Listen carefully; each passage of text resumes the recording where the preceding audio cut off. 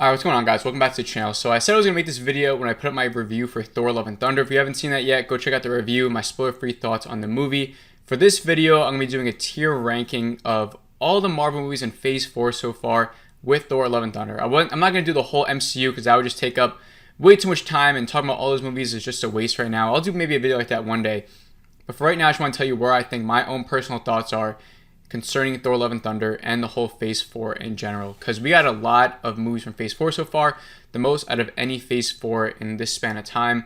So let's just start out talking about WandaVision. Alright, so WandaVision. I do truly think that this show had a grasp on like the whole world for like 6 weeks or however long it was. I was so addicted to WandaVision in terms of like theories, coming up with like what's gonna happen, being sucked into like the story, the new style of like what's actually going on here, like the little horror genres that were going on, jumping into every decade. I really think it was an amazing experience. Looking back on it, I do think it was a little bit messy at times. The way it all wrapped up wasn't like what we really thought it was going to connect with in terms of like the multiverse, and like the whole Ralph Boner stuff was a little bit of disappointment. But I do think it was a great character study for Wanda. I'm going to put it in the A tier. I really did love WandaVision. I still think it is my favorite Marvel show so far, just because at the time it was such a great time watching it. But it's also been a while. I think just looking back on it, I think a lot of people think differently on it, but I can't deny that at the time I was in love with it. So A tier for me right now. Falcon and Winter Soldier. I like this show a lot more than a lot of others did. This is definitely a B tier movie for me, or TV show, I mean. I loved how we depicted Winter Soldier's guilt, everything with the U.S. agent, how brutal he was. That one scene where just bashing the shield into someone was so bloody. I loved like how he wanted the serum. I loved how Falcon really came into his own in terms of becoming Captain America. His whole journey with like his whole heritage, and the other African Americans in the show that I can't even think of now. We had like a tease for like the Patriot character as a kid. The other character who was tested on with the serum from a long time ago. That he was in jail for something. Like, it was all very interesting. I actually liked just the blending of everything in terms of Winter Soldier's story and Falcon's story, or Captain America's story. A little bit clunky in terms of like the actual villain being the Freedom Fighters. They sucked. They're some of the worst Marvel villains I ever saw. Sharon Carter being thrown into it was pretty interesting. You had Baron Zemo and the whole meme thing. I thought it was a good time. I enjoyed a lot of Falcon and Winter Soldier. I think a lot of people hate on it, but I liked it. Now we have Loki. Loki's really tough because, again, looking back on Loki, like, I do want to say that it was better than WandaVision. Like, just off the bat, I think it was a better made show. I just think WandaVision gave me an experience that was a little bit different than Loki's in terms of like how sucked in I was and like really interested in like what was going to happen next episode.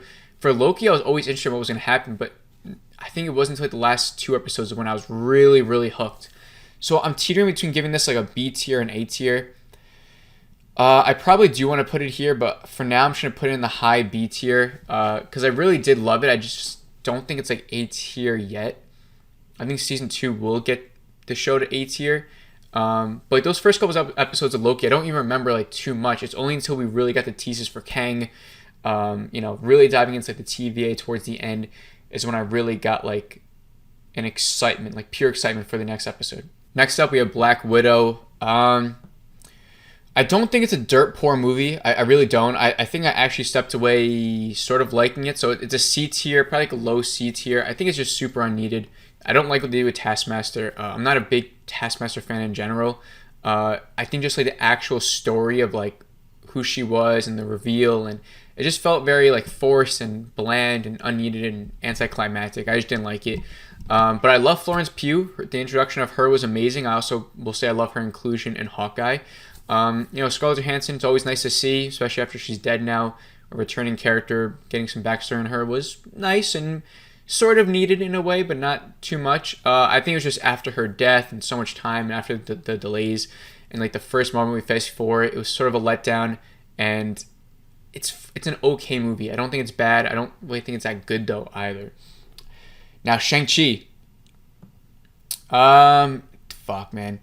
Another one that I want to put in the A tier because I really like Shang-Chi. It was great. High B tier for me. I do think I liked it than Loki. Shang-Chi was an amazing origin story for this character. I think the choreography was great, the way it looked was great, the soundtrack, Tony Leung as his father being the Mandarin, so awesome there. Everything with his own story, that villain story, along with Shang-Chi sort of confronting his father, and then we got the Legend of the Ten Rings and the whole story with that. Awkwafina was great. I do like her a lot as an actress. And then the whole battle at the end, just him fighting his father, like that connection, that story, everything with his mother and what happened with her and how she sort of connects with it all. It was a really beautiful story, and I did like it a lot. Not a perfect movie. It was amazing. I want to put in the A, but like my rating right now for it was like a strong 8 out of 10. I don't think it's a 9 out of 10 movie, where I think for like my A tier, I'm going to put like for 9 out of 10s. So it's a high B. Maybe on a rewatch, it'll go up. I have seen it twice though. But now Spider-Man No Way Home, like this is an S tier for me. This, when I first saw it, I thought it was amazing. It gave us everything we wanted with Tobey and Andrew. We had Spider-Man versus Doctor Strange. It was this culmination of like nostalgia, ever since Tobey Maguire's first movie coming back. Green Goblin, Willem Dafoe killed it. Doc Ock, you got Jimmy Fox, Sandman. It was a really good blend of like nostalgia, but actual good storytelling as well.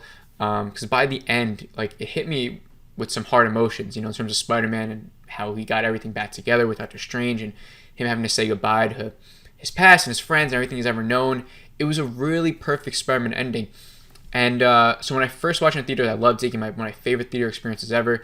But then when I rewatched it at home, I thought the score was actually going to go down because it is such a theater experience heavy type of movie that I thought watching it at home, it would actually take away from it.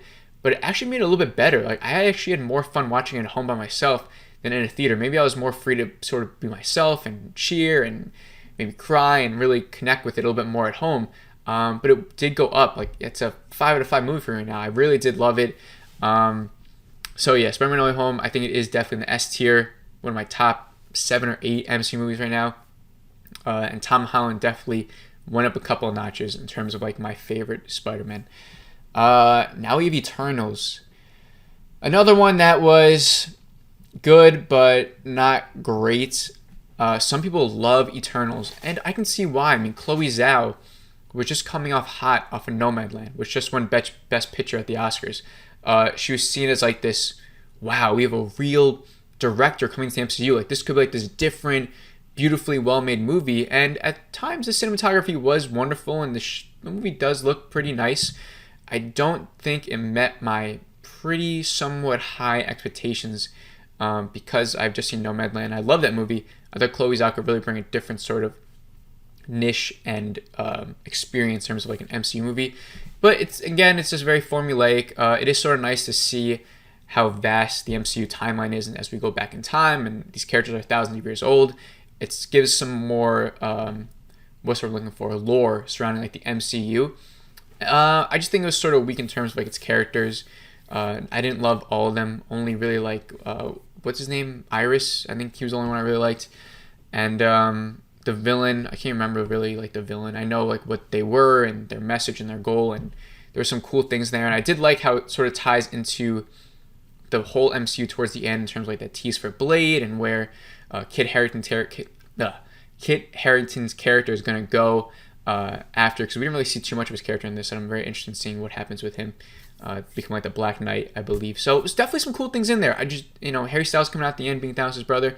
There's some memorable moments, but it wasn't as epic or as cool as I wanted it to be. All right, so now we have What If. I think What If gets hated on way too much. It's like Star Wars Visions. It's something that was cool, like something that we got to see. Like, oh, what if this didn't happen? What if this didn't happen? We got like a close look into like the Watcher and how maybe he might play into stuff later on. I'm gonna put What If in like the B tier. I did like it better than Eternals and Black Widow. I think it was a better product. In terms of like everything, it'll probably stand in the lower tier of the B. But I just love the concrete stories of like these 30-minute episodes. This show actually made me like inspired to start a YouTube channel, because I remember when everyone was talking about it, and I was like, hey, I have some theories on this. I want to talk about this. I'm just gonna, I stay up to 3 a.m. watching it. Let me just stay up to 3 a.m. and then make a video on it right after and put it out. And like as you'll see, if you go down to my beginning YouTube videos, like What If was some of my first videos I ever put out there. So overall, I think it was just like this fun time. I did read the What If comic, volume 1. So to see like that sort of, some storylines get brought in, vaguely, or some other character iterations coming in. like with Ant-Man and Yellow Jacket, that whole episode was great, like a murder mystery type of vibe where all the Avengers are dying. The Star-Lord episode was a lot of fun. The Doctor Strange episode was great. Everything with Ultron and the Infinity Stones and how it all connected towards the end. I thought it was such a great time. I had really, really, really a great time with that show. Maybe for everyone, they wanted something else at the time.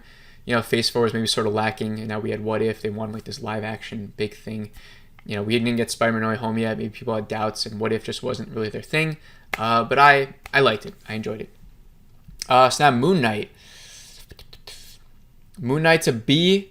I liked it better than What If. I think Oscar Isaac killed it as Moon Knight. I think I liked having this concrete origin story for the character. I can't wait to see where Moon Knight goes from now. Like I'm still super intrigued with this character. The show was just a little bit good but weird in terms of like how they paced out their episodes. It was almost like for the first 4 episodes they were telling the story, right? And for the most part it was a good story. I don't think it was anything too great. Seeing the 2 different personalities and them blending together, and Mark Spector and the other one who I forget. I can't wait to forget it already. But seeing how like they bounce each other out and like their own life, and they're trying to, one takes over, the other one takes over, and they're trying to get this artifact or whatever it was. It was fine. And then episode 5 hits, and it's like, wait, did everything we just see was not real? Like, who is Ethan Hawke really the villain? Has he been in this asylum with this hippo goddess? It really took a turn, and that was my favorite episode because it really just opened the whole show up, and you could have interpreted and made theories on it. And then the finale was great as well. I just think the whole show as a whole was really good, but not like A tier. I don't think it was anything better than Loki, or I feel like Falcon vs. Soldier, them coming into their own characters a little bit more, like a better storyline than Moon Knight.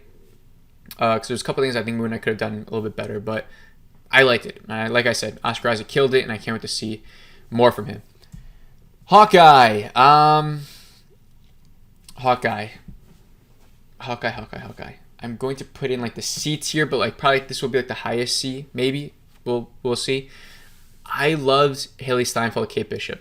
This doesn't take away from her at all. I loved her. I can't wait to see more of her.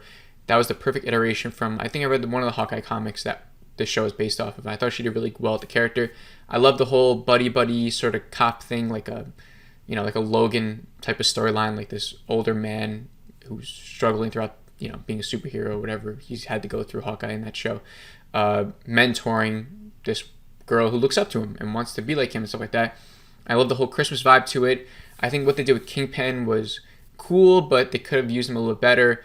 Echo was a fine character. I'm somewhat excited for the Echo show, but not really. I'm only really excited for it because Kingpin and Daredevil are confirmed to be in it.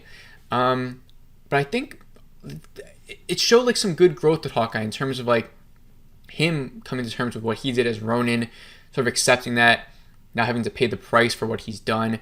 I loved how he thinks about Black Widow in the show and how he also comes to terms with that. And like I said, just the whole banter between these 2 main characters were great. Florence Pugh coming in as, it's not Yolanda, what's her name? I forgot her name already. But I thought her character jumping in here was great, especially after just seeing her in Black Widow. It flowed well in terms of like the timeline of seeing something that added inside that MCU connective tissue. And so Hawkeye was a lot of fun. I just think it wasn't like a great show. I think it was fun. I think it was good.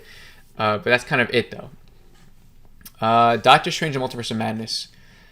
I'm going to put here. I really, really, really like Doctor Strange Multiverse of Madness. I don't think it's a 9 out of 10 movie, but I do think it's like an 8 out of 10 movie. I love Sam Raimi.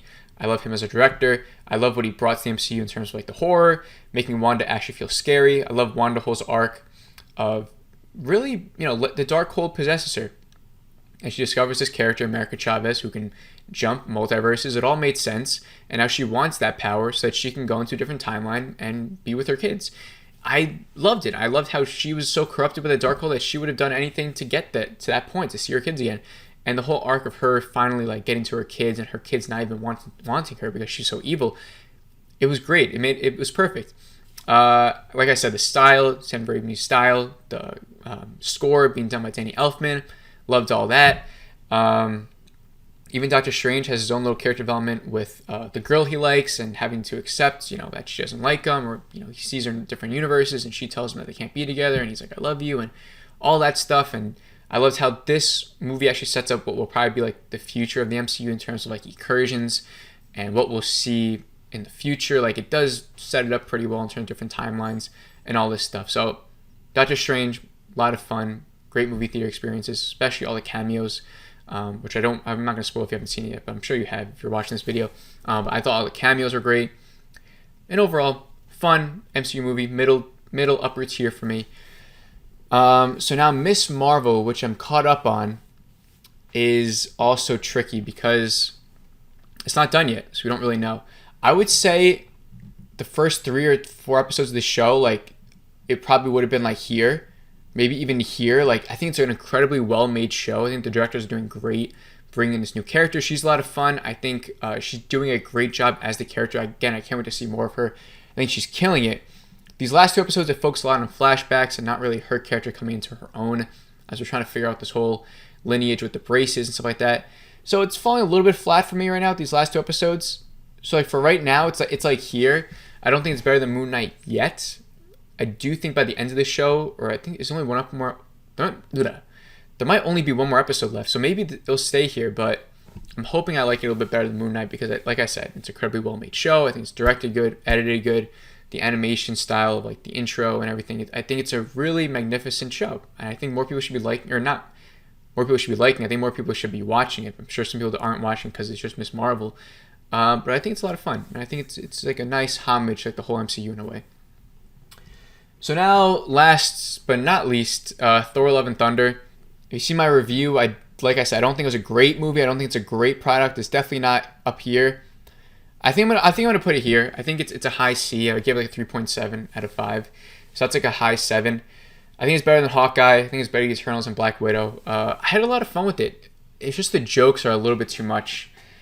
Taika Waititi, man, I could go on about him. I like him a lot as a director. I like him in Jojo Rabbit, What We Do in the Shadows, Thor Ragnarok. I obviously love. But Love and Thunder, he just puts way too much of his own style into it. It's like there's a joke in every single scene. To the point where it just becomes a little bit too much. But Christian Bale as Gore the God Butcher, he did great. Would have loved to have seen more of him actually killing these gods instead of them not showing it. You know, like I think they substituted some like funny scenes, or the whole Zeus thing was not really needed. It was a fine scene, but I wish they substituted those scenes with like showing more of Gore going off and killing more gods to really make him a little bit more intimidating, even though he already was intimidating from what they've shown. So like he was good. I think Natalie Portman as Jane Foster was actually my favorite character from that show. She's the heart of the whole story. Everything they did with her becoming Mighty Thor made sense. I really enjoyed it. Her relationship with Thor, everything there, magnificent and wonderful. Got me really sad by the end in terms of like how much emotions was packed into there. And the story got more complex as it went along as well. At first I thought it was just going to be Gore wanting to go after Thor because he's a god, but it's a little bit more complex than that. So I think overall as a movie, it's well made. It's a fun experience. And I think as an MCU movie, it gives you everything that you sort of want to step away and be happy with it as an MCU movie experience. My only problem is just there's too many jokes to the point where I just wasn't hating on it. It just got a little annoying. Like, does this scene really need a joke? Does this scene really need a joke? Can we just be somewhat serious for a little bit just to let the story breathe and flow and be sort of organic? It sort of takes me out of it knowing that there's like all these perfectly timed jokes and quips. It's just like, really? Like, what do you... It's a little bit too much for me. That's what makes me worried about Taika Waititi taking over Star Wars, because I do not... I repeat, I do not want that type of vibe in a Star Wars movie. And that's like just me. I was thinking about that. I was watching the movie. I was like, this guy making a Star Wars movie, if he does the same style, which he's done for all of his movies, I don't know what I'm gonna do. But that's a conversation for another time. When that trailer first comes out, I don't know what's gonna happen. But with Thor Ragnarok, he did a great job. He was trusted with the next movie. I think he did a good job in Love and Thunder as well. Not a great job though. So that's my own personal opinion on Phase 4 so far. It's a lot. I do agree. I think my overall thoughts on Phase 4 is that it's a lot. It's a little bit too much to where I am a little bit fatigued. Look at all these products we got in the span of a year and a half. Half of me is really happy that I get to talk about and watch a franchise that I love. Almost once every couple of months, there's a new product coming out, and I love to seeing where it goes and who's dying and who's staying and who's leaving and the growth of all these characters. I want it as soon as possible. I do. But it's also a lot. It's to the point where it's like, I don't know like what to think. I don't think the MCU is dying. I know people are saying that it doesn't hit the same. Obviously it doesn't hit the same. Anything that you watched when you were fucking 10 or 11 or 12 or 13, 14 years old or however old you were when you first watched the MCU, it's going to have a nostalgia thing to it now. And anything you watch now, like they're just chasing like that $1 billion box office, you know? So a lot of it on Disney side is a money grab. That's sort of like where some of the problems are. There's definitely all this VFX artist stuff coming out. I don't know if you guys have seen that on Twitter. MCU is getting a lot of backlash. A lot of VFX artists are leaving Marvel and saying that they suck to work for. They're saying that Marvel is one of the worst companies they've ever worked for because they overwork them, they're underpaid, all this stuff. So maybe that's why Love and Thunder has some bad CGI effects because they don't have like the best of the best working on it anymore. And I think it's just, like I said, it's just a lot. And we don't have Chris Evans, we don't have Robert Downey Jr., no more Scarlett Johansson. A lot of the people that built it aren't there. But, you know, we still have what's his name? Chris Hemsworth there. We still have Hawkeye there. You know, Spider-Man's a great character. It's still gonna be something that leads into something phenomenal.